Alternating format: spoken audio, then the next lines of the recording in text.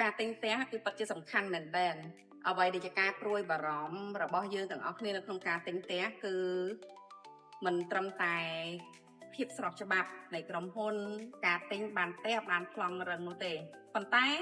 អ្វីដែលសំខាន់នោះគឺផ្ដោតទៅលើគុណភាពសំណង់ទៀតហើយគុណភាពសំណង់គឺត្រូវតែគេហៅថារឹងមាំស្អាតភ្ជាប់ជាមួយនឹងម៉ូដទាន់សម័យអ្វីដែលជាការព្រួយបារម្ភរបស់បងប្អូនទាំងអស់គ្នាយើងផ្ដល់ជូននៅទំនុកចិត្តដល់បងប្អូនទាំងអស់គ្នាទាំងភាពស្របច្បាប់ចាទិញផ្ទះបានប្លង់ហើយបូកជាមួយនឹងម៉ូដផ្ទះដែលទាន់សម័យសំណង់គឺរឹងមាំ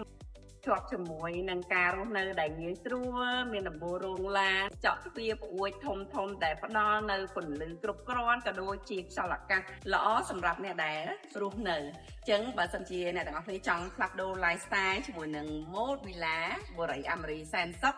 អាចតំណមកនាងខ្ញុំបុត្រច័ន្ទរស្មីឥឡូវនេះ